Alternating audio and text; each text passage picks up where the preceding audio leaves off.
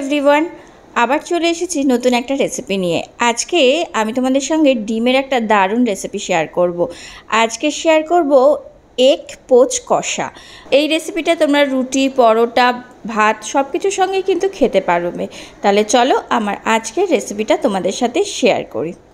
প্রথমেই আমি পোচগুলো বানিয়ে নেব। এই জন্যে এইরকম একটা ডালে তড়কা দেওয়ার জন্য যে প্যানগুলো পাওয়া যায় তার মধ্যে আমি একটা ডিম ফেটিয়ে দিয়ে দিলাম। উপর থেকে একটু নুন আর গোলমরিচ গুঁড়ো ছড়িয়ে দিচ্ছি।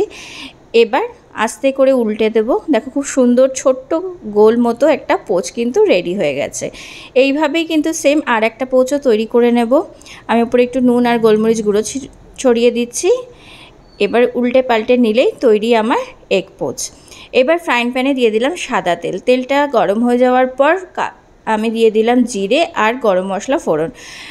তারপরে আমি এখানে পেঁয়াজ কুচিকে দিয়ে সামান্য একটু নুন আর হলুদ দিয়ে পেঁয়াজটাকে ফ্রাই করে নেব। পেঁয়াজটাকে কিন্তু একটু লাল লাল করে ফ্রাই করে নিতে হবে। পেঁয়াজটা একটু লাল লাল হয়ে যাওয়ার পর টমেটো কুচি আর সামান্য একটু নুন দিয়ে টমেটোটাকে একটু ফ্রাই করব। এবার আমি এর মধ্যে গুঁড়ো মশলা অ্যাড করব। প্রথমেই দিলাম হলুদ গুঁড়ো, লঙ্কার গুঁড়ো, ধনে গুঁড়ো, জিরে গুঁড়ো, সামান্য একটু জল দিয়ে আমি আদা রসুনের পেস্টটাও দিয়ে দিলাম। এবার ভালো করে মশলাটা কিছু সময় কষতে থাকবো। মশলাটা কষিয়ে নেওয়ার পর আমি এখানে আলু দিয়ে দিচ্ছি। আমি কিন্তু আলুগুলো আগের থেকে ভাজিনি, তোমরা যদি চাও তো আলু আগের থেকে ভেজে নিতে পারো। এবার সব কিছু কষিয়ে নেব।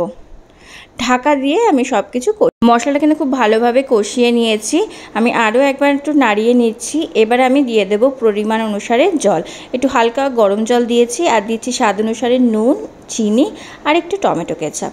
খুব ভালো করে মিক্স করে আমি এবার গ্রেভিটা একটু ফুটতে দেব। এবার দুটো কাঁচা লঙ্কাও দিয়ে দিলাম। এবার ঢাকা দিয়ে কিছু সময় রান্না করে নেওয়ার পর আমি ডিমের পোচগুলো দিয়ে দিচ্ছি। ডিমের পোচগুলোকে আস্তে করে একটু উল্টে পাল্টে দিচ্ছি। এবার আমি এই রান্নাটা ঢাকা দিয়ে 5 মিনিটের মতো হতে দেব। 5 মিনিট পর দেখো আমার কিন্তু এগ পোচ কারি একদমই রেডি। আমি উপর থেকে একটু গরম মশলা গুঁড়ো, ধনেপাতা কুচি ছড়িয়ে দিচ্ছি। এবার ভালো করে একবার মিক্স করে নামিয়ে নিলেই কিন্তু তৈরি হয়ে যাবে আমার আজকের রেসিপি। আমার আজকের রেসিপিটা যদি তোমাদের ভালো লেগে থাকে তাহলে অবশ্যই রেসিপিটা লাইক করো, সকলের সাথে শেয়ার করো। আর যদি তোমরা এই রেসিপিটা আমার ইউটিউব চ্যানেল বং রান্নাঘর থেকে দেখে থাকো তাহলে অবশ্যই চ্যানেলটাকে সাবস্ক্রাইব করে দিও। আর যদি আমার Facebook page cook with Debmita থেকে দেখে থাকো তাহলে অবশ্যই পেজটাকে ফলো করে দিও এই ধরনের ভালো ভালো রেসিপি পাওয়ার জন্যে। আজকের মতো এখানেই শেষ করছি। আবার হাজির হয়ে যাব নতুন একটা রেসিপি নিয়ে। টাটা।